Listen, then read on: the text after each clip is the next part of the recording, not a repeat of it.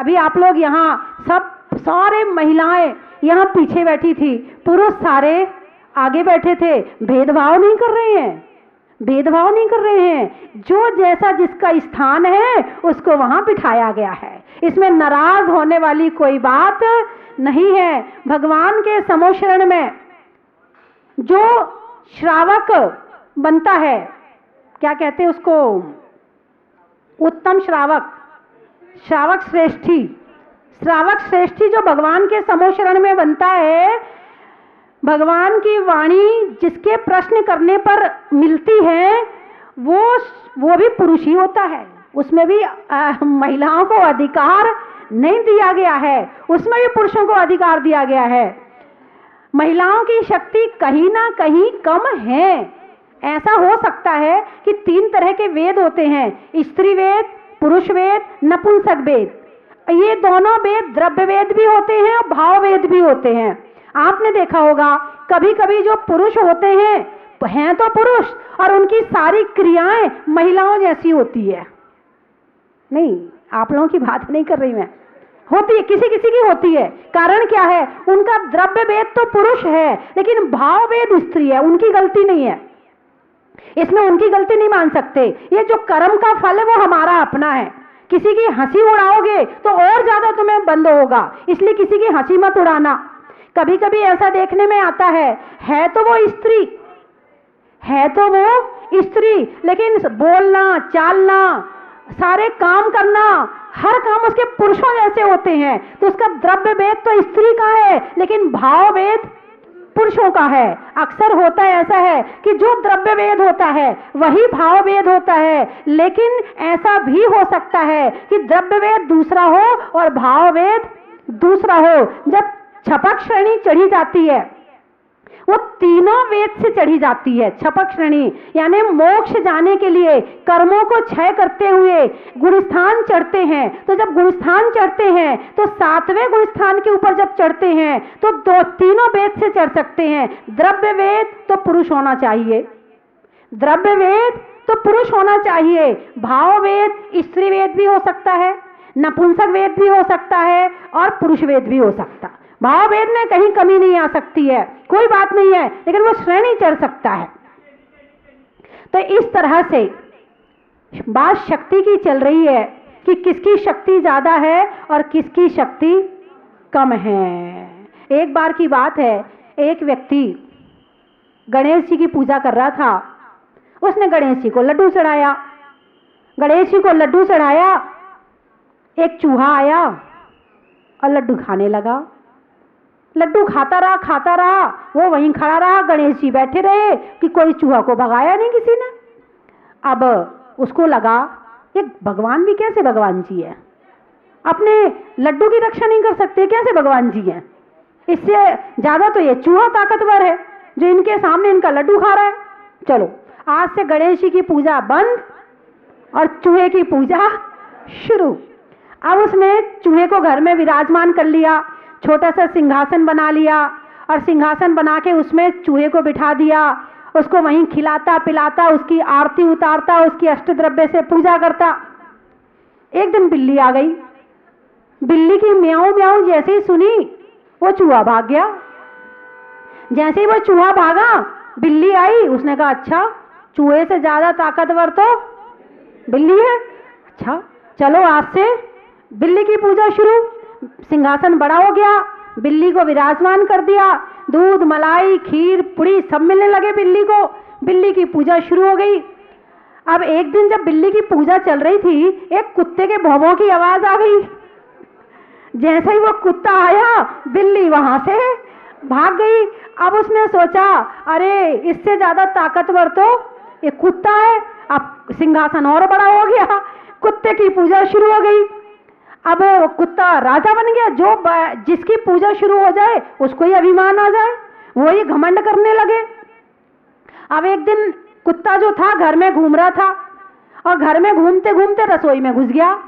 अब रसोई में घुसा, उसने कुछ सामान छू लिया तो उसके घर की जो पत्नी थी उसको गुस्सा आ गया।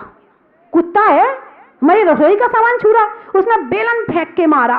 कुत्ता कू कू कू कू करते हुए भागा। उसने कहा अच्छा इससे ज्यादा ताकतवर तो देखो महिलाएं कितनी खुश हो गई। मेरी पत्नी है, जो पति पर रहे तनी तनी उसे कहते हैं पत्नी। आप कौन है? आप पत्नी नहीं है, आप धर्म पत्नी हैं। जो पति को धर्म के मार्ग पर लगाए वो पत्नी धर्म पत्नी है, और जो केवल तनी तनी रहे वो केवल घर की और संसार की पत्नी है। तो बंधुओं, अब वो उसने अपना सिंहासन और बड़ा करवा दिया, पत्नी ने का घर का काम करना छुड़ा दिया, अब उसको वहां बिठा दिया, सजवा दे, उसको बढ़िया तैयार करवा के देवी बना के और उसको सिंहासन पे बिठा दिया और उसकी पूजा शुरू कर दी। अब किसकी पूजा शुरू हो गई? आपका मन तो नहीं कर रहा? देख लो, नहीं कर रहा? अरे पतिदेव आपकी बात मान जाएं, बस इतने, यही बहुत बड़ी बात है। और पूजा तो बात दूर की है, बात ही मान जाए यही बहुत बड़ी बात है, क्योंकि ये बात नहीं मानते हैं। हाँ, जब तक काम नहीं होता तब तक तो ठीक है, काम हुआ और बात खत्म। जब तक शादी नहीं होती है तब तक तो भाई तुम ही सब कुछ हो, तुम ही सब कुछ हो, और शादी हो जाए तो फिर हम ही सब कुछ हैं। पहले तू तू तू तू ही सब कुछ है, फिर मैं ही सब कुछ हूं, फिर तू तू मैं तू तू मैं। तो इस तरह से अब पत्नी की पूजा होने लगी। तो एक दिन पति को बुखार आ गया। पति को बुखार आया तो उसने जाके अपनी पत्नी से कहा, हे देवी, आज मुझे बुखार आया है, कृपया अपने हाथ से भोजन बना के कर ले। इतने दिन पूजा होते होते पत्नी को जरा अहंकार आ गया था। उसने कहा, अच्छा मैं देवी हूं, भोजन बना के लाओ, भूख लग रही है। और जो तो पति को भी गुस्सा आ गया, और आदमी को गुस्सा आ जाए तो फिर तो वो भगवान को भी नहीं छोड़ता। वो तो देवी थी, उसको गुस्सा आया, थोड़े से जवाब सवाल हुए, पति ने एक चांटा मारा खींच के, और जैसे ही चांटा मारा वो पत्नी कोने में जाके रोने लगी। अब वो रोने लगी, बोले अच्छा इससे ज्यादा ताकतवर तो मैं ही हूं, तो हमसे ज्यादा ताकतवर दुनिया में कोई नहीं है। खुद के लिए, दूसरों को सताने के लिए नहीं। अपनी ताकत का इस्तेमाल दूसरों को सताने के लिए मत करना, स्वयं के कल्याण के लिए करना, स्वयं के कर्म काटने के लिए करना, स्वयं की भलाई के लिए करना। दूसरों को सताने के लिए ताकत का प्रयोग करोगे तो भगवान से प्रार्थना करना, इससे अच्छा तो मैं कमजोरी ठीक हूं, इससे अच्छा तो मैं कमजोरी ठीक हूं, कम से कम किसी को सताऊंगा तो नहीं, कम से कम किसी का बुरा तो नहीं कर सकता। यदि कर सको तो किसी का भला कर देना, किसी को सताने की कोशिश मत करना। तो बंधुओं, ये शक्ति मनुष्य को प्राप्त हुई है, बहुत बड़े बड़े काम कर सकते हैं, बड़े बड़े काम कर सकते हैं। महिलाएं भी अपने आप को कमजोर ना समझें। मैंने ये बता दिया कि पुरुषों की शक्ति ज्यादा है, तो महिलाएं भी कमजोर नहीं है, एक से एक महिलाएं हुई हैं। नदी में नाव का, शरीर में पांव का, और संसार में महिलाओं का बड़ा ही महत्व है। तो महिलाएं भी अपने आप को कमजोर ना समझे। अभी आई थी, बस आई थी, 11-15 महिलाएं आई थी। महिलाएं बोली, माता जी हम 15 महिलाएं अकेले आए हैं, 15 और अकेले। समझ रही मेरी बात को? मतलब आज भी महिलाओं के मन में ये है, पुरुष नहीं है तो हम अकेले हैं, चाहे 15 हो चाहे 100 हो। एक बार 4 महिलाएं रात को रामलीला देखकर लौट रही थी, 4-5 महिलाएं थी, उनके पीछे एक पुरुष लग गया। कितना? एक पुरुष लग गया। चारों महिलाओं की धड़कन बढ़ गई, चारों महिलाओं के पैर कांपने लगे, चारों महिलाएं घबराहट से भागने लगी। बाद में आके बताया, बोले ऐसी ऐसी घटना घटी। मैंने कहा तुम कितनी थी? बोले 4। मैंने कहा पुरुष कितना था? बोले 1। मैंने कहा फिर क्या हुआ? तुम 4, 1, 2 हाथ पकड़ती, 2 पांव पकड़ती तो दोनों उसको झूला झूला सकती थी। तुम 4, वो अकेला, उसके बाद भी भय देखो आज भी। तो ये भय है, ये कभी मिटेगा नहीं, क्योंकि जो है वो है। घर में जरूर लड़ लड़ के कर्म बांधने के लिए बराबरी बनने की कोशिश कर लो, लेकिन जो है उसे प्रकृति नहीं मिटा सकती है, और मिटाने की कोशिश करोगे तो तुम टूट जाओगे, जो है वो नहीं मिटेगा। आज संबंध विच्छेद के कारण क्या है, आज तलाक के कारण क्या है? कारण यही है कि महिलाओं ने पुरुषों का सम्मान करना कम कर दिया है, खत्म कर दिया, बिल्कुल ही खत्म कर दिया है। और जब तक वह जिसकी शक्ति, जिसको जितना सम्मान मिलना चाहिए उतना सम्मान नहीं मिलेगा तो शांति रहने वाली नहीं है। सास है, सास को सास के हिसाब का सम्मान दें, पति है, पति को पति का हिसाब का सम्मान दें, पुरुष है तो उसको इस हिसाब से सम्मान दें। जिसका जितना सम्मान है उसे आप छोटा बनाने की कोशिश करेंगे तो उसके सम्मान में कमी आते ही घर में कलेश शुरू हो जाएगा, और जो कलेश शुरू होगा तो ध्यान रखना फिर घर में शांति रहने वाली नहीं है। बहू है, बहू के हिसाब का सम्मान है। मैं ये नहीं कह रही कि बहू को सम्मान नहीं मिलना चाहिए, बहू को बहू के हिसाब का सम्मान मिलना चाहिए। एक बहू आई मेरे पास, बोले माता जी शादी को 2 ही साल हुए हैं, सारा घर नरक बन गया, बड़ी दुखी हूं मैं, इन सास से दुखी हूँ, पति से दुखी हूँ, पति मेरी बात नहीं मानता, सास मेरी नहीं सुनती है, बड़ी दुखी हूँ। मैं समझ गई ये बहू जो है अपनी अपनी चलाने वाली है, तभी ये कलेश हुआ है। यदि ऐसा नहीं होता तो कलेश नहीं होता। बहन जी 5 मिनट प्रवचन सुन लें, 5 मिनट सुनने पे पूजा कर लेना, आपको जाना थोड़ी है। आपकी आवाज़ बहुत मधुर है, आप अच्छा गा रही हैं, अच्छा लग रहा मुझे आप गा रही हैं, लेकिन थोड़ी सी अभी प्रवचन सुन ले तो ज़्यादा अच्छा रहेगा, ठीक है? बड़ी काम की बात बता रही हूँ, यदि ये बात सुन ली ना घर में शांति हो जाएगी। और ये नहीं कि वो जो बहू है वो अपनी अपनी चलाने वाली है। मैंने बिठाया, मैंने कि बेटे एक बात बता, जो तेरा पति है ना वो खाना तेरे हिसाब से खाता कि उसके हिसाब से खाता है? तो मेरे हिसाब से खाएगा, जो मैं खिलाऊंगी वही तो खाएगा, मैं उसकी पत्नी हूँ। मैंने कहा तू पत्नी बन गई तो उसका खाना भी छूट जाए, उसके हिसाब से तू उसे खाने भी नहीं देगी। सबसे पहले कलेश का कारण ये है, वो उसकी जो इच्छा है उसे खाने दो। नहीं जी आपको ये नुकसान करता, ये मत खाना, आप ये मत खाइए, आप ऐसा मत करिए, खत्म कर दो। उसकी जो इच्छा है वो कह रहा पकौड़ी बना दे, तू पकौड़ी बना के खिला दे। वो कह रहा मिठाई दे दे, तू मिठाई दे दे, शांति हो जाएगी ना। उसकी जो इच्छा है वो कह रहा पकौड़ी बना दे, तू पकौड़ी बना के खिला दे। वो कह रहा मिठाई दे दे, तू मिठाई दे दे, शांति हो जाएगी ना। वो कह रहा रुमाल की ऐसी घड़ी कर दे, तू ऐसी कर दे। अब पति कह रहा ये सामान उठा के वहां रख दे, पत्नी नहीं नहीं यही रहने दो, यहां से नहीं हटाना। हेलो, हो गई लड़ाई शुरू। अब पति ने कह दिया रख दे तो रख दे, क्या दिक्कत आ रही है, कौन से छोटे बन जाएंगे। पति का कलेश खत्म।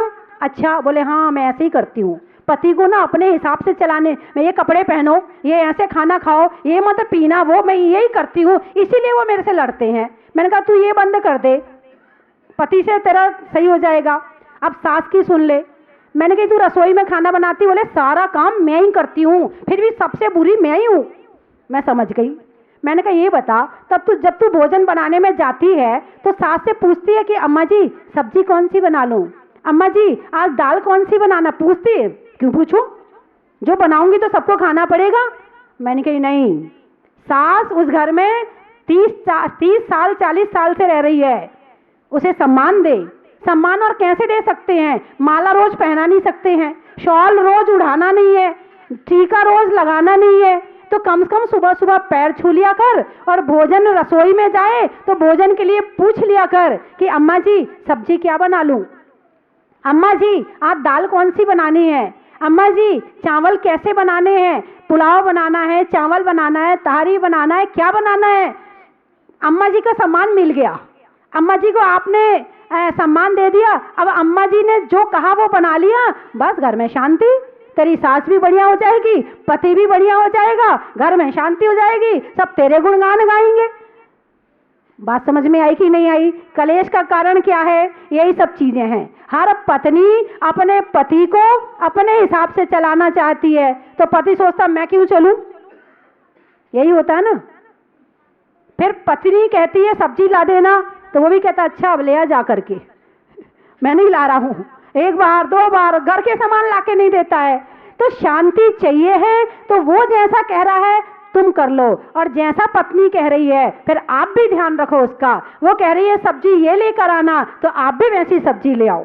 वो कह रही है कि ऐसा सामान ले आओ, तो आप भी उसकी बात को भूलो मत। उसने जो सामान लाने के लिए कहा है आप जरूर लेकर आओ, और उसकी जो पसंद है उसका सामान जरूर ले आओ, तो पत्नी भी शांत और पति भी शांत और घर की लड़ाई खत्म हो जाएगी। बात समझ में आ गई?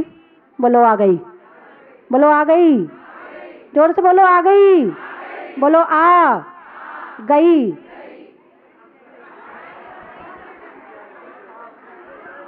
गई, चली गई आई है, अच्छा ठीक है, मैं समझ गई आपकी बात। अभी आप यहाँ सुन रहे हैं ना, अब इस प्रवचन को टीवी पे और सुन लेना दोबारा, तो रिमाइंड हो जाएगा और दोबारा आपको याद हो जाएगा।